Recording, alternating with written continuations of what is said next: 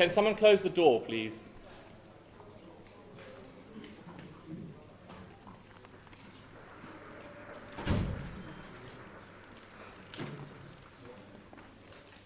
Mr. Speaker, since the Green Revolution in Iran, I think people are finally starting to realise the full power of social networking sites like Twitter.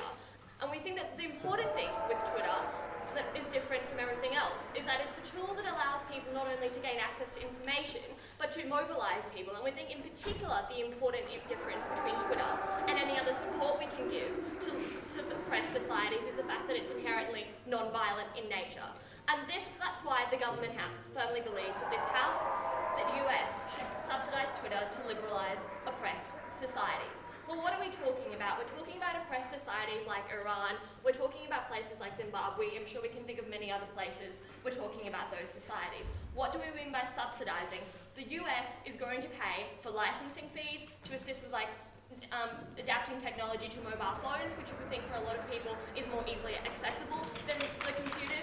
We're talking about things like paying for the running costs of Twitter so that they don't need to apply entirely on commercial profits. We think we're going to pay for things like hosting when, say, Iranian government attempts to shut the hosts of Twitter down in Iran. We're perfectly happy to pay for the best people to fix it up as possible, to host it in America if that's possible. We're perfectly happy to pay for access to internet, that sort of thing, to make sure that we get as much access to Twitter as possible. I want to have a look at a few things. Firstly, why intervention is definitely justified in this situation. Secondly, why the US, probably in the other way around to be honest. And then finally I want to have a look at why this is incredibly important to allow the spread of information, which is the first way that you get any sort of change and empowerment in these oppressed societies. And that's how we lead, no thank you, to the liberalisation of them. Mitch is going to have a look at how that actually plays out when mobilising these forces and a lot of other stuff, I hope. Okay, so let's have a look now at why we think intervention is absolutely justified in this instance. We think, Mr. Speaker, that in an ideal world, we wouldn't need, no thank you, to have this debate whatsoever. We think ideally democracies would be able to run perfectly fine. Ideally democracies would be in place and respected, where opposition movements are able to run, no thank you, in free and fair elections, and the choice of the people will be respected. However, we see, Mr. Speaker, that I'll take you in a moment, in these situations, it simply doesn't happen. Sure. Given that Twitter's already doing quite well financially, what difference is all this extra money actually going to make? We think that at the moment, right, Twitter is a company that, yes, has an incredibly important role to play in, say, places like Iran, in those sorts of places. However, it is a business, Mr. Speaker. The moment it's not necessarily viable, the moment it keeps getting shut down and threatened by these governments, is the moment there's absolutely no incentive for it to pull out. We realise as a government that it has a more important role to play. That's why we're going to subsidise it. That's why we're going to make sure we do everything in our power to make sure that those places, that Twitter is able to stay in those countries, regardless of whether or not it's financially viable for them to do so. Okay, so we think, Mr. Speaker, that essentially democracies and liberal societies in this instance is inherently flawed. And we think that when you have a situation where the opposition is being so suppressed, when you have a situation where, like, Musavi's nephew just got murdered and they're now calling for his execution, Mr. Speaker, that an external force is required to be at play, because it shows that there is nothing these oppositions can do without help of external forces. However, let's have a look at why we think this model is particularly better than any other model that can be supplied, because we think that, like, other forms of material support necessarily encourage and exacerbate violence, and that's not what we're prepared to stand for in today's debate. No, thank you. So, for instance, we don't think, like, giving them guns is the best idea, or, like, militarily intervening is the best idea, because we think that what the opposition really needs, Mr. Speaker, is a voice, and that's what we're prepared to give them. No, thank you. Furthermore, we think that what the opposition really needs is a voice and empowerment that can actually be seen to be coming from the ground up.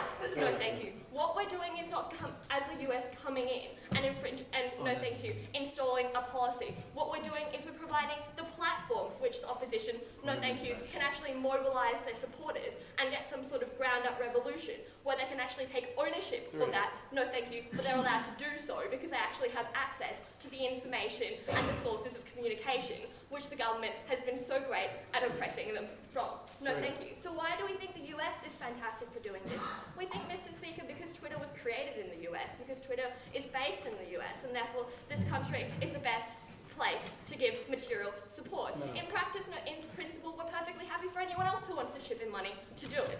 Okay, so let's have a look, no thank you, at why we think it's important, no thank you, for providing information, and why we think information is such an important part in this instance. We think firstly, Mr. Speaker, that the biggest problem and the biggest tool of the government at the moment, the incumbent government that are oppressing, no thank you, these societies, is that they're able to control the information and therefore A, not allow people to know what exactly is going on, or B, the opposition is unable to actually present an alternative platform and tell people that they are actually, no thank you, a viable alternative and a better alternative than what happens at the moment. So we think for situations, no thank you, like Musavi, where he was the Prime Minister beforehand, where he's had some great policies, Mr. Speaker, like wanting to shut down, no thank you, the moral police, like wanting to make sure that Iran's budget is actually financially viable. We think that those are very important policies which are able to support and mobilise people. But unfortunately, particularly in rural areas, you just have no idea. They don't, no thank you, have access to this information. We think that Twitter provides an important source of information that can't be controlled by the government, that is able to actually get these messages across in a more free and informed way. We think secondly, Mr. Speaker, that it's important to allow Twitter to report on abuses, or to allow people through Twitter to report on abuses, to report on things that are happening at the moment. We think that that's an important part in mobilising and empowering people by telling them what exactly is going on in their country. We think it's particularly important that Twitter is able to provide an independent source of media outside government control. We think this has worked very well in Iran when you see a situation where now the tide of the people is actually turning against Ayatollah upon being made known what actually he's supporting, what the sort of oppression that he's actually facilitating within that country. We see this now in the fact that the protests have been done on an Islamic holiday, something that never would have been done before. We think Twitter has helped this by cutting through what is, this status quo understanding of we will accept whatever he says, nothing he says can do wrong. We think Twitter has played an important source of information in allowing people to read this information from the privacy of their own homes, from their mobile phones, when they're too scared they're going to get killed if they try it any other way. And for that reason, Mr. Speaker, we're very proud to propose.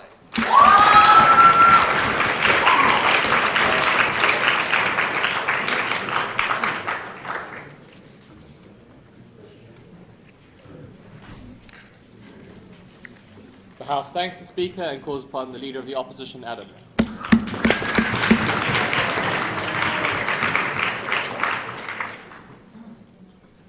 It's true that the opposition needs a voice, but when that voice is spoken through a megaphone that's bought and paid for by the United States government, the words sound like they're spoken by Uncle Sam himself. As a result, on their side of the House, they fail to engage in the real debate here, which is why Twitter will continue to be an effective tool for liberalizing countries once it's the case that the United States is buying and paying for it. As a consequence, we think they eliminate all efficacy once this happens. We're going to offer you 3 constructive arguments. First, tell you why there's no need for subsidization. Secondly, tell you why it's actually counterproductive to subsidize it. And third, tell you why it's a mistake for the United States government to try to topple governments through unofficial and soft channels. Cormac's going to give you some more constructive points on the narrative this creates as well.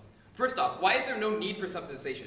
There's several reasons. First off, Twitter's already raised a huge amount of private capital this year. They've never told you why the $120 million in private capital they raised this fall is not going to be sufficient to make it so that it can be used on mobile phones, which guess what? It already does. That's why you can follow world. All of the things that they have are already status quo uses of Twitter. But secondly, subsidizing technology often drowns out better technology. Just imagine if the United States government had given Friendster a crap load of money, would we have ever seen Facebook? No! As a result, we'll never know if we actually can get better technology that will help opposition groups mobilize better in the future. Moreover, Iran already happened without the use of subsidization. All of the benefits they told you about in getting information out there, guess what, was pre-subsidization. As a result, there's no reason to think that we need it in this case. And finally, they say that Twitter might fail because it's a for-profit company. Guess what? The vast majority of use of Twitter isn't in Iran, it's in the West where we're all using it to share banal facts about ourselves. There's no reason to think it's going going anywhere when it's growing exponentially every day. And it's likely to think that if it goes away, it's because something better replaced it. As a consequence, there's no need to subsidize this technology.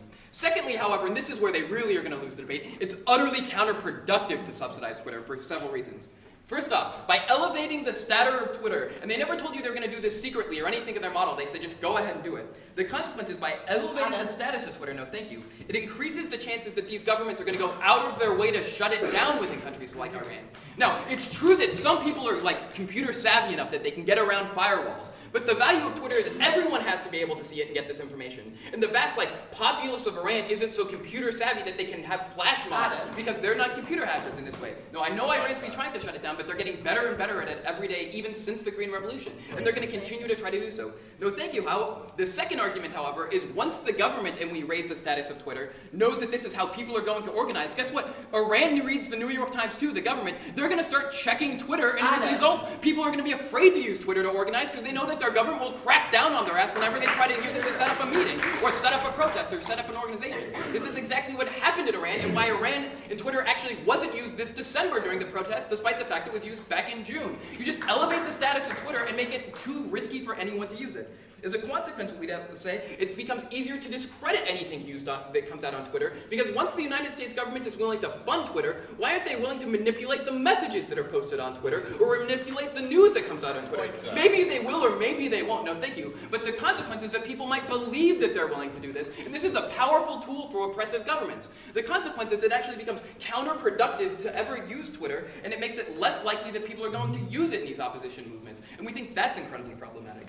The third constructive thing I'd like to tell you, however, no thank you, is that it's a mistake for the US government to try to topple governments through unofficial channels. This is for three different cases. The first is it creates a bunker mentality where opposition governments become afraid of all forces of liberalization, that is, new technology, Western companies, access to the internet, because they think the US government wants them to be used to topple their government with good reason on their side of the house, right? The consequence is these governments create a bunker mentality where they let less and less forces of liberalization in. This is exactly what happens in North Korea and Burma, in the other countries that are really shutting themselves off from the Western world because they think the United States government is more than willing to fuck with private companies just to take them on. As a result, that's bad because you don't get these good forces of liberalization within these countries. Secondly, however, it becomes a tool of propaganda within these countries, which is the Iranian government and everyone else, even if the United States government isn't trying to topple them, can say, look, the United States government has done this, or they've done other things. As a consequence, there's reason to think that they're messing with our internal politics. I'll take closing. Do you believe in any way, say, Voice of America is at all useful in ending the Cold War and liberalizing Germany? So I think that it was in many ways helpful and a helpful tool, but this is an official United States message that we broadcast is dramatically different than trying to give a voice to the opposition by creating a private technology and subsidizing it. And I think that this is incredibly meaningful. This also creates double talk with our foreign policy because the US government officially didn't have a policy towards the Iranian Revolution. We weren't supporting it because we knew, guess what? The Iranian leadership would have gone fucking crazy with propaganda if the United States government was actively sponsoring dissidents within their country. It's dramatically different for all of these reasons. Now, that said, in addition to the bunker mentality and the tools of propaganda, there's also blowback later, which means even if we're effective in toppling the Iranian government, it gives a powerful narrative in the future for the forces of revolution later. This is exactly what happened in Iran after we toppled their government in 1953 through the United States funneling money in there, and then later it was powerful narrative for the revolution in 79, and also in Venezuela and countries throughout South America. The consequence is we're better off just waiting and letting this happen organically, and we think that this is going to be better off. So for all these constructive reasons, we think that it's a mistake. Now look at their model. We've got several problems with this. First off, they never give you any argument for why Twitter would accept this money. Twitter cares about making money. They don't care about being like the force of liberalization for the world. It's different than Air America Radio as a consequence. So there's no reason to think Twitter wants this money. Secondly, they don't give good arguments for what they'll do with subsidization other than technology that already exists. But third, they don't deal with the fact that there's low internet access in many of the most repressive countries in the world, and they actually make it less likely that internet access will come there because the regimes are less likely to allow the internet into their country. As a consequence, it won't become a tool. The first constructive point that they told you is about how intervention is justified. First off, they never gave you any arguments for why this intervention will actually work. I mean, did Twitter get the job done in Iran, or are they still having protests? Secondly, however, we said if an external force is justified, they never told you why such a passive external force is justified.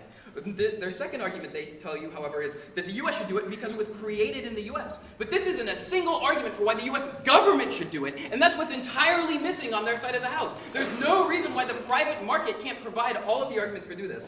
The third thing they tell you is that Twitter is a source of information. But they've actually been a lot of good arguments that have come out is that Twitter actually distorts information because relatively few people get relatively loud voice, and it creates internet groupthink. Just think how Twitter got the world's break wrong and the entire internet community thought that was the truth. This is exactly what happens in cases like Iran, where one or two people create the narrative for the entire revolution and are given disproportionate power. As a consequence, it's true that it creates information if people continue to use it, but I already told you why governments will prevent them from using it, why they won't want to use it in the future, and why it's likely it'll be discredited as a voice in the future, and finally why it distorts voices. For all of these reasons, it's no reason to think it's such a good voice that they want to tell you. As a result, I've told you there's no reason to subsidize Twitter even if you think it's good. It'll be counterproductive to do so, and it's a mistake for the United States government to try to subtly go against our official foreign policy and create tools of undermining others through these private market forces. We are very proud to oppose.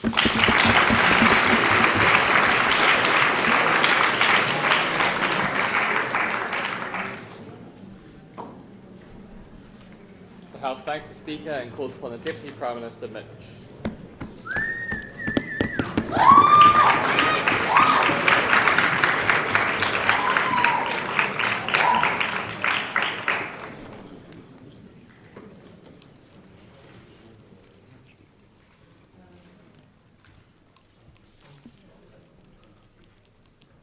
Mr. Speaker, there was a big concession at the start of Adam's speech then when he acknowledged that Twitter was already an exceptionally helpful tool in the Green Revolution in Iran. What we say outside government is that if the opposition acknowledges that Twitter is such a helpful tool, then why the hell should we do everything in our power to make sure that as many people have access to it and can use it as effectively as possible? I want to talk about three things in rebuttal before I move on to my substandard arguments. The first thing I want to talk about is there a need? The second thing is, will this be counterproductive? The third thing is this the US's message? Are we actually trying to overthrow governments here? Let's talk about the first thing. Is there a need? Well, the first thing we heard from him is there's no need because people have access to Twitter already. But then he conceded that Iran is already trying to crack down on people getting access to Twitter. We think that's the problem in this debate, Mr. Speaker, that because Iran is trying to crack down on Twitter, we need to do things like give external hosting services. We need to give people more access to the internet and mobile phones so they can get onto Twitter. Why won't Twitter do this now? Because they had billions of dollars of capital raising last year. Because there's no money in them giving it to people in Iran, Mr. Speaker. There's no sponsorship in doing that. That's when government steps in, when there's a hole in the market. When Twitter won't give resources to people in Iran to publish their messages online because it doesn't give them money. They just didn't want to engage with what Sarita told you on that point. The second thing we heard, Madam, was that this is a counterproductive thing because they'll try and shut Twitter down. You already admitted they're trying to shut it down. It can't get much worse. They're trying as hard as they can right now. The second thing we heard is that people will be afraid to use Twitter right now. We'd say that people in Iran are afraid to go onto the streets right now. Mr. Speaker, your model forces them to do that if they can't get access to Twitter and things like Facebook. At least we make it easier for them to get their message out there. No thank you. And the final thing we got was this absurd suggestion that they'll try and shut down all the internet. We think that's ridiculous because there's way too much benefit to the Iranian government and people in Iran generally. They just can't do it. So, then let's talk about the third thing that came up, which is this the US's message? Are we trying to overthrow governments? And what Adam told us is, it looks like the US's message because they're funding access to Twitter in these countries. We'd say, first, we're giving access to Twitter to every single person in the country, not government, okay? We just think that that doesn't fly. But moreover, we'd say that the United States has a history of free press, and we see in countries like Britain with the funding of the BBC, that you have impartial government sources of media, and we don't see why this would be any different in this debate.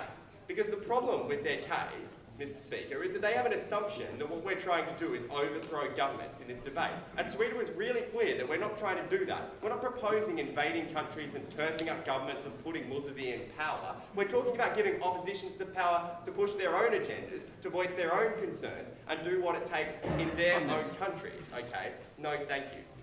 The next thing he told us was that this will give Ahmadinejad propaganda to say that the West is coming out against them. Newsflash to the opposition, Ahmadinejad already has propaganda against the US and says that we hate them. The fact that we support Israel is good enough propaganda for Ahmadinejad to justify pretty much whatever he wants in his country. And the last thing we got was this political science lesson on blowback. We think that was like a cookie-cutter analysis of us giving arms to the Taliban in Afghanistan. We just don't think it's applicable here. Like, we're giving everybody free access to Twitter. Like, sure, some people are going to criticise the West and the government in this model. Some people are going to criticise the government in Iran. That's just what free speech is about. We're prepared to cop it. I want to bring you two substantive arguments in my speech. The first one is how information actually spreads in these countries. The second thing I want to talk about is how this decreases the rates of non-violent protest and violence generally in these societies and helps stabilise them. The first point, how does info actually spread in society? Because we had this assumption from side opposition that every single person needs computer and internet access for Twitter to be effective. And we'd say no. You just need one person to have access to Twitter to get that message and spread it right throughout their community, Mr. Speaker. No, thank you. You just need one person to have a mobile phone, and get internet access to spread that message. We think that's particularly important. Likewise, you only need one person with a computer to be able to post things on Twitter. So you can tell that person with a computer what's going on and they can post that message online. The reason that internet sources, and particularly Twitter, is so effective is because it is the quickest, most easy and efficient mechanism of getting information out there. In these countries, there's typically no free access to radio. There's no free access to television. There's no free access to print media. We'd say that in these countries, the only way that opposition parties can get their message out there is through things that are freely available on the internet, like Twitter. I'll take Croak. But Mitch, in places like China and Iran, there's no free access to the internet, so you're compromising whatever access they already have now and making it effectively nil. Well, if they don't have free access to the internet now, we don't see how we're compromising their unfree access. We'd say that, like, we'll do everything in our power to make sure that they can get around those firewalls in those countries, okay, and that's more than you guys are doing to get them access to the internet in this debate. Okay, the next thing that we'll talk about is Adam's idea, does it distort information? We'd say, okay, there's going to be inaccurate information put up on Twitter, but we'd say that the plurality of sources means that you eventually get to the bottom of these things. We think that where the inaccurate information is coming from now is in the government print sources and stuff. We think that we're going to get less inaccurate information and we can allow the opposition to get involved. Furthermore, we'd say that you get a broader range of information under our model, because right now you only get information from the government and, if you're lucky, from the opposition. Under our model, at least individuals in the public can comment on government and opposition policies. I think this allows oppositions to be more in contact with the people that they're trying to represent. It allows them to canvass a broader range of opinions, and it allows them to stand up to governments better. The last thing we'd say is that these guys have neglected the fact that Twitter is important for people self-actualising and expressing themselves as human beings. We think that that can't be overstated in this debate, Mr. Speaker, because people caught in the crossfire can't express themselves in Twitter. That's often one of the only places that people can express their opinions in these societies, and we think that's regrettable. We think that's a great thing in our model. The last thing I want to talk about is how this decreases the rates of non-violent protest and violence generally. Because we say that right now, it's exceptionally difficult to avoid a protest without Twitter. You have to do it underground, and it's really difficult to fit 10,000 people into a room without the government noticing. We say that Twitter's an exceptionally easy way of doing that. That's a benefit unto itself, because there's less violent crackdown against those people engaging in the protest. But moreover, we'd say that because right now you have to have smaller gatherings of protesters because you can't get the information out about the protesters, to have maximum impact against the government, you need to take any means necessary. Generally, that means violent clashes with police. We don't think that's a good thing. Under our model, you can organise larger groups of people to participate in these protests, which means you can have a bigger impact on government just by looking at the size of those protesters, and we think that's a very beneficial thing. So, Mr. Speaker, at the end of the day, because we're proud to stand up and say that every individual in these societies should have the right to express their views on what's going on in government and what's going on personally in their lives, because we think it's extremely important to get diverse opinion in these countries, and because we think that it's going to help stabilise these countries and decrease the rates of violent protest, we're exceptionally proud to propose.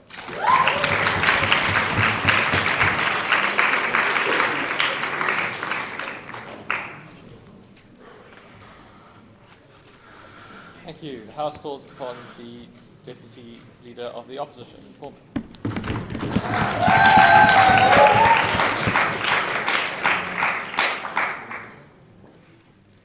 Thank you, Mr. Speaker. What I want to do in this speech is look at the effect that this policy is going to have in situations where there already is mass protest, primarily Iran, and second of all, in the vast majority of oppressive countries where there is not yet mass protest, and the massive disservice that we think they are doing to those countries. Before I do, I want to look at what Mitch just told us about there being no money for Twitter in helping Iran, and so apparently the government needs to subsidize it. This is false for at least 3 reasons. First of all, The Iranian government has been attacking Twitter all year. The attacks that worked for a couple of hours shut down Twitter for everybody, not just in Iran. That was a harm to their business. So investing in security, investing in that kind of technology makes business sense for Twitter. Second of all, he told us, well, we're just going to buy more servers and such. There is no way to do that in an Iran-specific fashion. Nothing they're talking about is specific to Iran. The real problem with access to Twitter in Iran is access to the internet, people having mobile phones, which has nothing to do with anything on Twitter's end. And third of all, the Green Revolution was fantastic press for Twitter. It made them look really good. It made them look like the saviors of the world. We think they're pretty happy to be investing in that kind of thing, and we don't think they need the government's help, which they never demonstrated. Okay, so, first of all, in countries where there already is mass protest, this is where we think Twitter could conceivably have some use. Because clearly with 140 characters, you're not going to spread a manifesto about the nature of social change. Blah, blah, blah. You might be able to get people together in one place at one time, which is what Twitter is good for. Here's the thing though. What determines what happens once you have all those people together in the same place at the same time?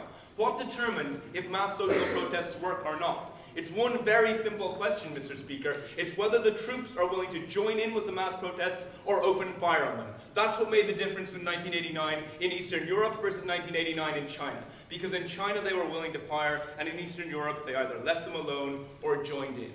That's what's incredibly important. Incidentally, no, thank you. Here's where Mitch's point about Twitter giving us broader access to information is kind of laughable. Twitter didn't exist in 1989, and we still managed to coordinate mass protests somehow with like ersatz and underground print media and whatever. And also this December in Iran, where Twitter wasn't used because it was seen as a compromised source and because it was seen as dangerous. No, thank you. It just isn't the case that we need Twitter for broader information. No, thank you. So, what makes troops willing to down arms and join the protests rather than suppress them? We think moral force, clearly moral force. Here's the thing though, what's the dominant narrative in almost all of these oppressive countries, specifically in Iran? We think it's the anti-imperialist, anti-Western, great Satan, little Satan model of international relations. Why is that important? Because the troops, the people who join things like the Basiji militias in Iran, the people who join the army and make that their career, are the people who are most likely to believe and buy into that narrative. They are the people who are most likely to think that that is the right way of looking at the world. They are people who are joining a regime that is dedicated to this idea that the Western world is trying to interfere in their country, and they're trying to defend their regime against the Western world. So, what happened in Iran so far is that the United States specifically stayed scrupulously neutral. It did not say we support the protests. Why was that good? It was good because that meant that the protesters, who were genuinely not protesting on behalf of the United States, they were protesting on behalf of Iran, had some, had some chance in the propaganda battle against the regime. Because if the troops see it as these people who are tainted by the United States and stooges for the United States, there is no chance that they will join in. They will not listen to their legitimate complaints against the regime. These people are fighting for Iran. This is not our fight. And if we want the troops to join in, then we need to stay out of it. Okay, so they tell you that the regime already has propaganda. This is an incredibly feeble answer. They do already have propaganda, but whether or not it's plausible propaganda depends on what we do. If we stay neutral, then it's just more difficult to believe, and fewer people will believe it. That's the difference. The point about East Germany and the voice of America is very directly an American instrument showing information to all the individuals, and that was the case where the troops, who are just humans, ultimately defected. Okay, I was going to get to this later, but I may as well do it now. Radio Free Europe broadcasted for 40 years. We think maybe it might have been nice, but it certainly wasn't the marginal difference. Moreover, though, that was official government policy. What you're doing with Twitter is associating everyone who uses Twitter with official government policy. This is bad for them because they're seen as stooges of the United States, and it's bad for the United States because they're seen as associated with everyone who uses Twitter, even when they don't want to be. That's a disaster. Okay, but we tell you that even if Twitter does make no practical difference, even if the United States doesn't decide to mess with the messages and decide to alter and spread propaganda through Twitter itself, it will be seen by anybody who is susceptible to that idea as them interfering with it. It will be seen as a tool for American propaganda, and that's how you discount information that's spread through Twitter. That's how you make something not credible, and that's how you discredit revolutionary movements. That's not something we want to do in oppressive states. Okay, So now let's look at countries where there isn't mass protest, the vast majority, no thank you, of illiberal states in the world. This is very important because we think there is a possibility for the people to rise up against their governments here. But if the United States is going to subsidize Twitter and decide that it's America's job to start overthrowing all the oppressive governments in the world, these governments are clearly going to respond. As Adam tells you, there are governments that are perfectly willing to block access to the internet now, to make it more difficult to have things like mobile phones, to make it more difficult to get access to information. But Mitch says, well, if that's the case, then we're not making any marginal difference anyway. They already don't have access to the internet. This is not true.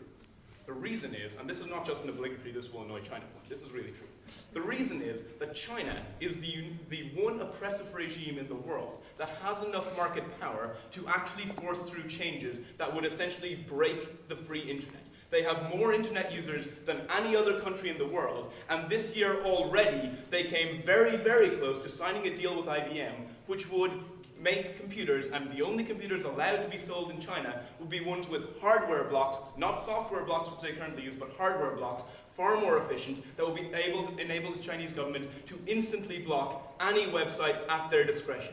What happens if China is able to force this through is that every other oppressive regime in the world can piggyback off this, and countries like Iran, countries like Venezuela, countries like North Korea will be able to allow in the internet and make it completely illiberal, make it block anything that they want. There is a reason that the United States shouldn't be seen as trying to use the internet to subvert oppressive regimes. It's that this is the likely outcome. That makes the forces of liberalism far less potent, far less effective, and much less likely to work. Because this isn't going to do anything good, it will do a lot of bad things. We are very proud to oppose.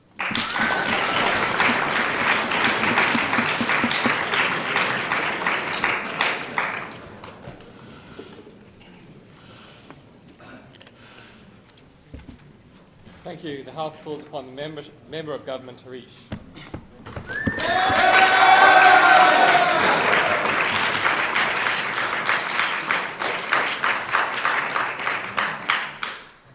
Thank you very much, Mr. Speaker. In extending this debate, I only want to ask two questions. First, why exactly do we subsidize companies? And why do we think Twitter fits exactly within that kind of prism? Second, can this work to liberalize states? I'm going to look at what Cormac and Adam told you. I'm going to explain why we don't think they live in the real world. They don't actually think about the way these states operate and why they need the internet and why in particular this information can work and why it isn't simply a means of propaganda. So first, why exactly do we subsidize companies? We think we subsidize a company when we realize that there are social benefits from the provision of the goods that company provides which are greater than the private benefits. That is to say that we think when you have a situation where it is not advantageous, for instance, for Twitter to invest huge amounts in Iran, invest huge amounts in Venezuela, but it is, for instance, there are, for instance, substantial costs involved. Under that circumstance, all Twitter takes into account are its private benefits. Why exactly is there a difference in this case? Cormac gives you the first reason. It's because when, for instance, Twitter has widespread access in Iran, what does the Iranian government do? They might well shut down servers, not just in Iran, but all across the rest of the world. That is harmful for Twitter overall. That is exactly why there is a disincentive for Twitter and an economic disincentive to locate in Iran. You need to overcome that by giving them some kind of offset and some kind of social benefit. But second, and the first proposition brings this up, but I think it deserves a little bit more here, is we think lots of these countries end up being poor anyway. The way in which a company like Twitter tends to make money is by and large through ad revenue. That means that you need people who have a lot of money to have access to this.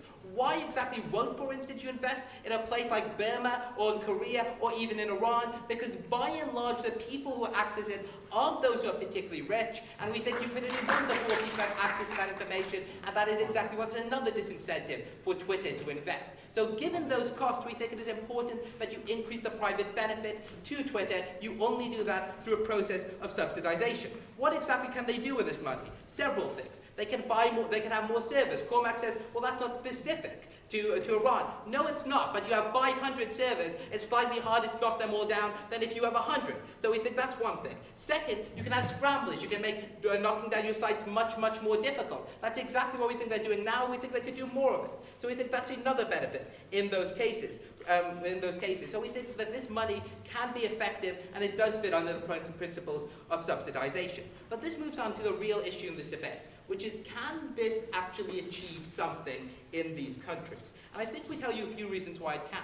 First, we talk about information in general. We think the only time where you ever get any kind of action against the state is when, for instance, the people of that state know what that state is doing. Very quickly, I'm going to explain to you why that's the case. The first reason we think that's the case is you have lots of societies which are built on lies. I keep bringing you the example of East Germany, but I will explain why it's particularly relevant here. The people of East Germany, all through the 1950s, 1960s, 1970s, and even the first part of the 1980s, believed that their government was actually providing them with economic goods, believed that their government was treating them well, and they were gaining from it. It's only when they realized that the people of West Germany were doing really well as well. The people of West Germany were doing much better than them. People who were ethnically the same, people who they were the same part of a state with 50 years later, 50 years ago, they rebelled against that system. Cormac's response is, well, the Voice of America and Radio Free Europe were operating for 50 years. They were, but you only had high penetration of those radios in the 1980s. Only many people at that point could gain access to it, and that's why we think it started working in those cases. What exactly does the opposition tell us about this? They tell us a few things. First, they tell us that you can only have successful protests when the troops come in. A couple comments on this. First, we think troops, like everyone else, are human beings. When they find out that people of another country, when the North Korean troops find out South Koreans are doing much better than them, when they know, for instance, if they remove their regime, they liberalize their economy, they will do much better, those troops react to that as well. We don't necessarily see why that isn't the case. But the second issue on this is we don't think it's all about troops. We also think it's, for instance, about leadership schisms. Look at the example of this case of Boris Yeltsin. What happened in that case? When he realized, for instance, that large parts of the population were on his side, large parts of the population were against the continuation of the Soviet regime, he defected to those groups. He supported those groups. And members of the military who supported him, not necessarily a greater USSR cause, but supported him, came on side. We think that was effective. The third thing we're going to say, The third thing we're going to say on this is when they bring up the issue, of anonymity. What we think is particularly relevant in this situation is anonymity.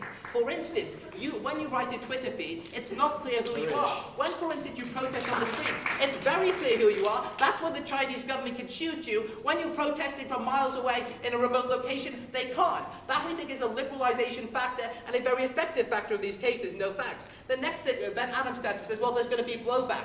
No. Look at the example he gives you, that of Iran, where in no way were the Iranian people involved. It was effectively a US-based military coup. Why is that particularly different in this case? Because we think these are the individuals taking control of their own destiny. It's Iranian to make the choice. It's Venezuelan to make the choice. Adam. In Iran, we sent in a few $1 million. Don't you think that that's exactly the kind of thing that this will look like? That it's the case that we're using unofficial channels to try to change their government? No, we don't. And the further reason, we first because we think this is still about massive agency on the part of the masses of the Iranian people. It's a popular revolt. That's the only case where our mechanism succeeds. But the next thing we want to say on this is we think that you can't separate the medium from the message. Individuals, if they find out, for instance, that the government has been abusing them, that the government, for instance, has never given them economic goods, that the particular government they are talking about has rigged elections, we think irrespective of the medium of that, the information, if it is true, if it is verified from multiple sources, can have an impact irrespective of the channel it came from. We think that is entirely plausible for individuals, entirely what happened in Radio Free Europe. You're out of time, right? You're out of time. So what have we told you on the side of the opposition, on the proposition, in fact? We tell you two things. We think sometimes governments need to subsidize an industry. That is when there are substantial social benefits. And social benefit is one of liberalization in other countries. The Twitter does not take into account the great benefits it has to liberalized countries, particularly given the cost in those cases. And further, we think there are plenty of reasons why liberalization of information, particularly one which is anonymous like this, can have impacts and can clearly have changes. It's for those reasons we beg to propose.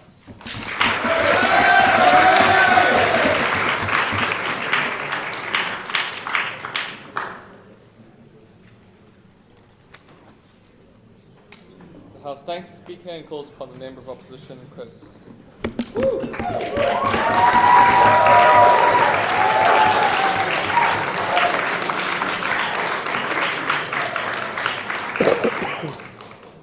Mr. Speaker, ladies and gentlemen, the suggestion that the Iranian regime will fall with a couple of well-timed hashtags is not only the height of Generation Y lameness, but what we would suggest, ladies and gentlemen, is two more acute things.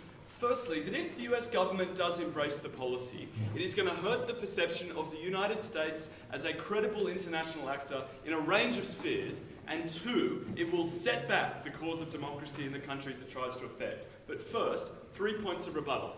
One, on this distinction between Radio Free Europe and Twitter, we say a couple of things.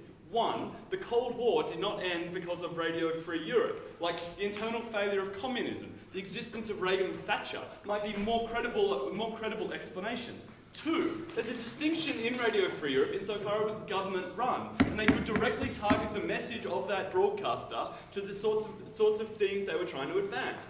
Three, it was the provision of external information into Eastern Europe rather than internal information going outwards. Four, we think that the access to radio is fundamentally different to the access to Twitter, because authoritarian governments have much more capacity to control the internet because it relies on using servers and ISPs than they do for controlling like the air, which is what radio is. The fifth thing that we would say is like, if Radio Free Europe is so good, like why don't we just give money to BBC Persia, which is doing a good job in sending information into Iran. The second point that we make in terms of rebuttal is in the question of government subsidies. Like, we agree with Harish's theoretical analysis about social benefit, but we think it's questionable whether or not those benefits exist in this case. Second, like, he's completely misunderstood the economic model of Twitter. Like, there's no Twitter.Iran or Twitter.Venezuela, there's Twitter.com. So like, everyone in Iran is accessing Twitter through Iranian servers. Like, you can't have like a giant satellite providing wireless into Iran. It will be as shit as the wireless in this hotel. The third thing that we would say is, like, on this question of like, it could go to more servers and scramblers. One, data hosting is not that expensive, and Twitter is now accumulating all the venture capital and support to actually to make Twitter always run. And two, like, you just can't beat the great firewall of China when it comes to like Twitter organically developing their own technology to do so. Third point of rebuttal, can this liberalise states? We say, one, the big fallacy they've made here is they've ignored what Twitter is. Like, there is no capacity for quality control of the sorts of information that they think might bring down regimes, when 99% of the tweets about the Iranian Revolution were people in America saying like, gee, Iran sucks. Like necessarily, like, if people need this information, Twitter is a very poor forum because they can't discriminate between what information is important. Like, the top 10 trending topics on Twitter are things like 3 words before sex or things your mama says. So if you're like searching the trending topics and they're updating like 15 tweets a second, like, you're not going to get the critical information. Secondly, like, in terms of anonymity, like, one, you can't be that anonymous because you're accessing it through an ISP, which the government can still track down. Two, like, seriously, like, how important is anonymous information verified by anonymous information in bringing down a regime? Like, its very anonymity means it is not credible to the people that might bring that regime down. So, what are we going to bring you by way of extension? But before I do, Mitch. I'd like you to tell us that if Twitter is so inaccurate, where do you propose that Iranians are going to get accurate access to information from? Okay, well, like, we do think that Twitter is so inaccurate, but like, if we were to come up with something, it would be things like Radio Free Europe applied to Iran, but not the direct subsidy of Twitter. So, okay, what does this mean for the perception of the US? We think that at this particular moment in time, that the arrival of the Obama regime has signalled a new and humbler era for US foreign policy, where they are walking softly and not directly intervening in the affairs of other states. We think that first, the perception that this sends is that the US government wants to change every regime that it doesn't like on the basis of like whim, which we think was one of the most destructive themes that defined the Bush presidency. Like, this is an era where there are so many problems which require global cooperation between authoritarian regimes and democracies, that this policy would necessarily jeopardize that goodwill because it breeds mistrust on the part of those authoritarian regimes. The second thing that we say is that it creates a perception that US technology is fundamentally a proxy for US control. The opening opposition has already talked about this with respect to the internet, but we think that the US has like a broader economic power in promoting like the most advanced technology in the world. We think that governments already have like some control over how far people access that technology. This just sends the message that US technology is always a proxy for US government power, which undermines the willingness of governments to accept that technology in the first place. But thirdly, we say this sends a really dangerous message about American companies, because it sends the message further that every American company is just a willing instrument of United States foreign policy, which will completely determine the access of those companies to the markets in these regimes. Now, if you believe that democracy might in some ways come about through prosperity, it might come about through access to information, it might come about through the growth of civil society, the perception that you're sending with this model is to jeopardize the forces that might produce that kind of thing. And we think that is entirely problematic if the goal is democracy promotion, which is the third thing I want to talk about. Like, the opening opposition has already discussed this specifically with Iran, but we think like fundamentally this affects opposition groups everywhere. One, because it aligns their interests with the US automatically, because it takes one of their few organising technologies and says that that organising technology is an instrument of US government policy. We think that when the US government directly intervenes to support opposition groups in the regimes, in these sorts of regimes, it is invariably counterproductive. Like with respect to the Orange Revolution in Ukraine, when it came out that Yushchenko was being funded by the US government, it meant his government was always tarred by the taint of being a US puppet and lost credibility before the Ukrainian people. We think it's exactly the same thing with the direct support for opposition groups within Venezuela, that Chavez was able to use anti-American themes. But we say it's like not just about being anti-American, that because democracy must always arrive organically from within, when you're actually allowing it to be supported by an external actor and creating the perception that it is an external actor driving democracy, it means that it will never be perceived as credible and organic and real on the part of the people for whom it might benefit. The final thing we say is that Twitter is just a poor organising technology. One, because it can easily be infiltrated and gives governments a capacity for misinformation. And two, it is open, so the government will always know what's going on. Mr. Speaker, we proudly oppose.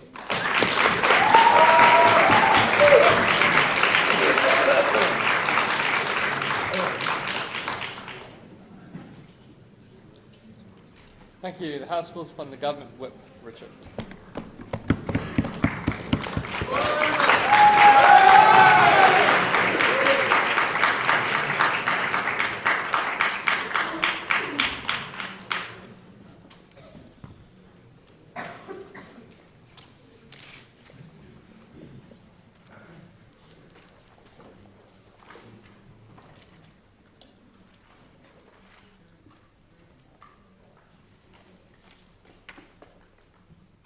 At another protest today, another brutal crackdown. Pictures of police violence at bit.ly/G7A46 support our struggle. We say, ladies and gentlemen, that social networking has demonstrated the force of individuals uniting together to emancipate themselves, to show what is wrong in their country and be able to coalesce support. That's something that we want to support and something that we think the opposition are trying to withhold. In my speech today, I'm going to look at 3 points. Firstly, I'm going to talk about whether we think Twitter can help to liberalise states, and we think they can. Secondly, I'm going to talk about whether this is a means of liberalisation that we should support. And finally, I'm going to talk about why we think this subsidy would be good and why we think it is legitimate for the government to intervene. So let's start off with the first point. Can Twitter help to liberalise states? Because the proposition that Cormac identified in his speech was the dominating narrative of the government within that country. Firstly, that the government can say it is legitimate, that the vast majority of people voted in favour of that government in elections. Secondly, they create an economic discourse, that relatively the quality of life within that country is much better when compared to another. And thirdly, that it's just a nice government, that crackdown you might have heard about really wasn't a crackdown. In fact, it was a terrorist insurgency, and the government was using the appropriate use of force. We think that in this kind of atmosphere, individuals can feel isolated and wrong. We think that Twitter can help to fight that. Why? For 2 reasons. Firstly, because it can generate a countervailing influence. Given a monopoly of information by the government, we think that where the discourse within that country becomes the discourse that the government perpetrates, we think it's very, very damaging when there's no other sources of information. We think that Twitter can give a competing set of reasons. Harish gave you some examples of this. Firstly, in the Voice of America in East Germany, the propaganda of the East said, well, quality of life in your country is actually okay. They found out that this was not true by listening to the Voice of America. The quality of life in West Germany was actually better, which led East Germans to ask, well, these people are not different to me, except that they're on the other side of the wall. Why am I living in poverty? Secondly, when Greece talked about Radio Free Europe, a mass protest movement that again said, well, the life in the Soviet Union isn't as good as it should be. The opposition response was, well, surely you should fund BBC Persia. Fine, we'll do that as well if we need to. We think that's fine. And thirdly, this year, when we saw the Iranian protests, when the government understated within their own country the number of people protesting and the use of force against those people, we think that Twitter exploded with action, with a number of posts from people within that country, and second, with definitive proof in terms of pictures and videos of the violence that was occurring within that country. We think that can create an effect of international opinion, an exposure of what's going on within that country when the government cracks down and stops all forms of that kind of information out, getting out. We think that can shame countries who really do care about their reputation, the ability of that country to make changes on the international stage, but also that it might jeopardise existing agreements, that you might have sanctions placed upon you because of your human rights abuses as exposed by this type of information.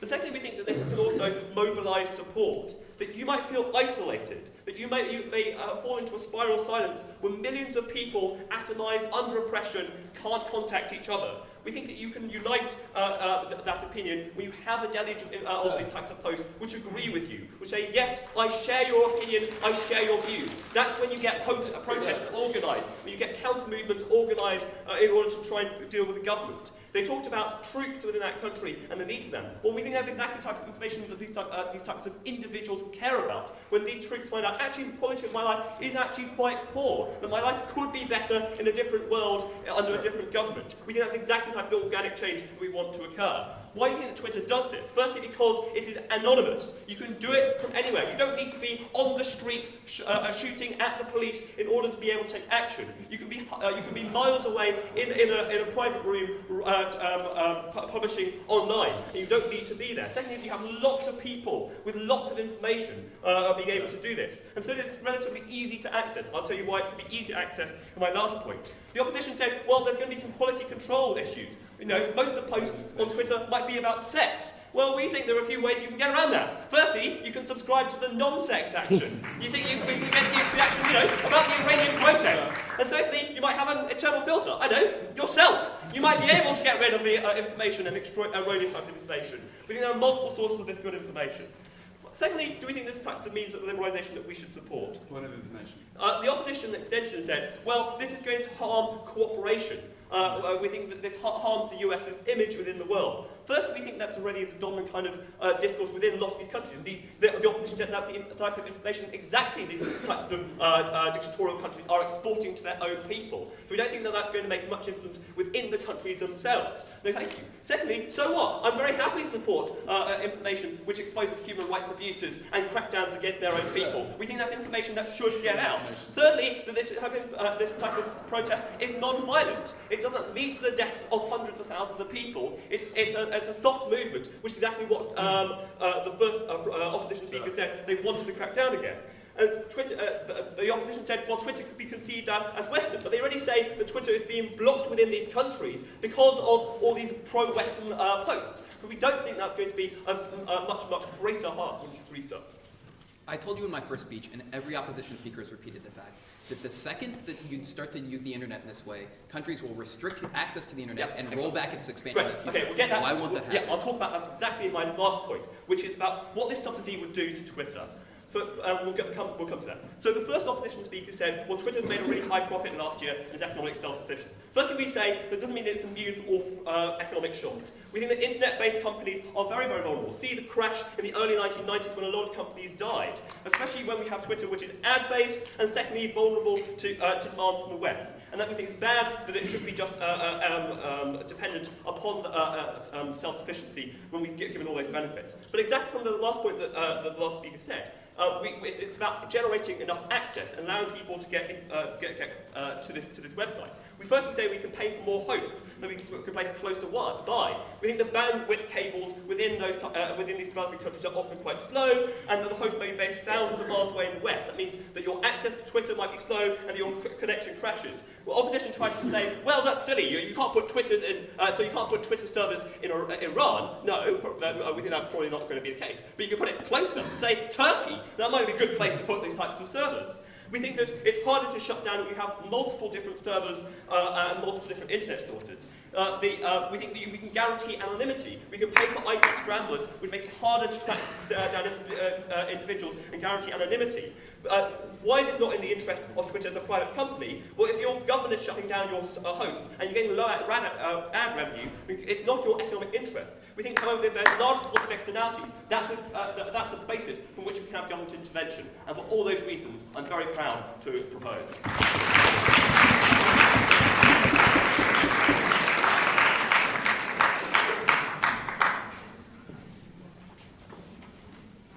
Thank you. The House now calls upon the final speaker, the opposition whip.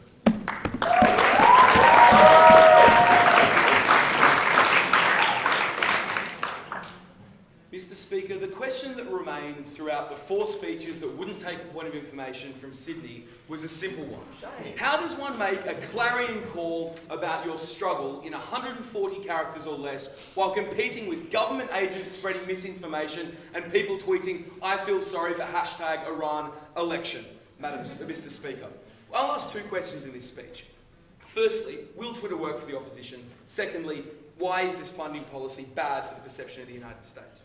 We heard from the closing government that Twitter won't stay online because they won't locate in Iran anymore, which misunderstood the internet. Then we heard you can build closer hosts like in Turkey, which once again misunderstands the problem. The problem is not a lack of ability for Twitter to host its own website, it's a lack of ability for people in Iran to get to Twitter past the blocks that Iran puts onto it.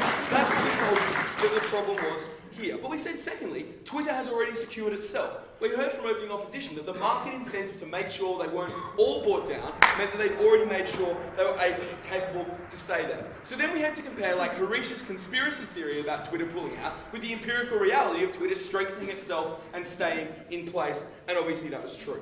We heard from closing government that people just need information.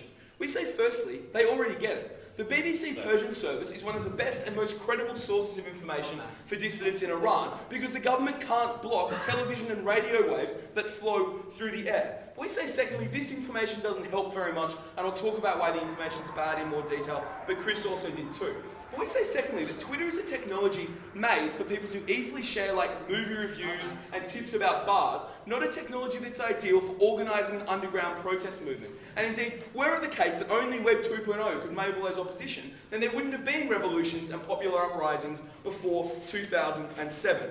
In terms of what the quality of information is like, we say the idea that you only need one person to get the information out is the problem with Twitter, because the #Iran election clogs up with so much extra noise that it's very difficult for people to tell exactly what's real and exactly what isn't. The very nature of the anonymity of Twitter lets the government infiltrate Twitter, both to track down the dissidents who report against it and to put out misinformation that stops the people from finding out what's actually going on. So when you hear about protests, we heard that anonymity means you can share your ideas and get together.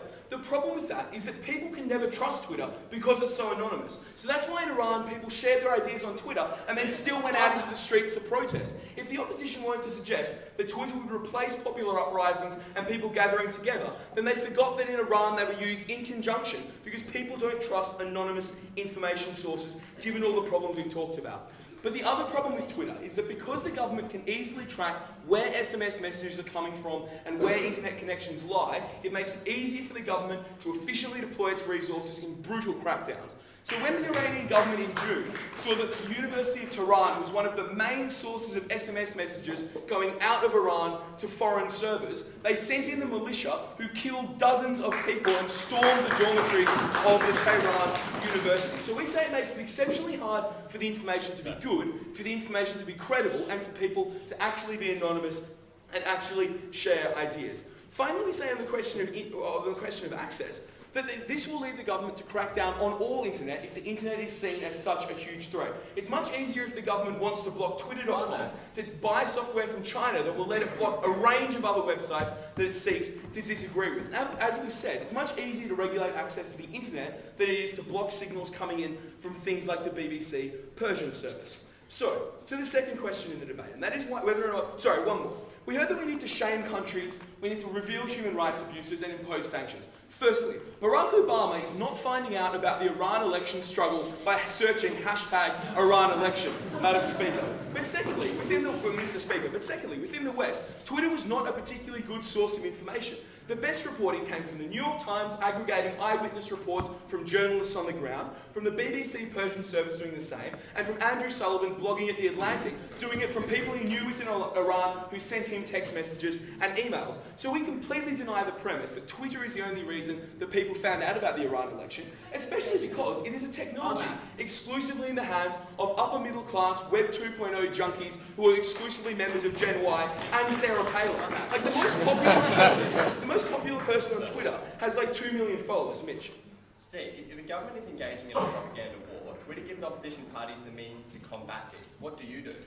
We don't think it does give them the means to combat this because, as we explained, the information is difficult, the information is full of noise, the anonymity allows the government to infiltrate it, find dissidents, and infiltrate it and give bad information. So we deny the premise that this is helpful to the opposition, especially when Twitter is seen as a tool of US government foreign policy. And that's what we told you in our extension, to which there was shamefully scant response. We say that sending the message that opposition groups are aligned with the United States, regardless of whether they want to be aligned with the United States, is particularly harmful in Iran, where one of the key narratives is that British and American agents foment rebellion and foment harm. But we also told you that the opposition in Iran may not want this association and may not want it. But we also told you that we need to create cooperation and we need Iran and America to be able to sit down without the perception that America is funding yet another service to enable dissidents. It's very different to fund a TV channel to send an official US government message and to fund internal opposition. That's what we told you about Yushchenko being discredited when he was funded by America. The New York Times was still published. CNN was still aired, but when Yushchenko was tied to it, he was discredited. We told you the same thing happened with opposition groups that were funded in Venezuela. And why do we need to be able to still talk to and cooperate with Iran? Because as much as this uprising is important, the US has huge strategic interests within Iran. The US has to deal with the fact that Iran is trying to build a nuclear weapon that it will use either within Iraq or against the US's biggest ally in the Middle East, namely Israel. We have to deal with the fact that a recently released US journalist hostage was probably held for most of his 2 years in captivity within Iran and was probably kidnapped by the Iranian Revolutionary Guard from within Iraq. We have to deal with the fact that Iran borders Iraq, where there are US troops, and borders Afghanistan, where there are US troops. So we say creating a perception that America is actively fomenting and funding opposition, when that is a key government message and a key government narrative, is destructive to the ability of the countries to talk and undermines Barack Obama's progress by having a more humble foreign policy and not engaging in the kind of silly, counterproductive George Bush moralism for the sake of moralism. Finally, we told you that US technologies will become much scarier for Iran because of this, and that the proliferation of those and the willingness of countries like Iran to allow them in is what will create progress, what will increase living standards, what will build a middle class and allow a civil society and ultimately lead to change. So this is a policy that doesn't give good information. This is a policy that harms the foreign policy of the West, and this is a policy that harms the opposition. So obviously we beg to oppose it.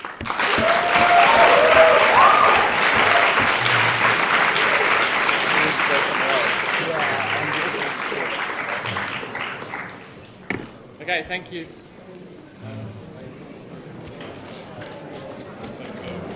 Why don't we just take one of the rooms?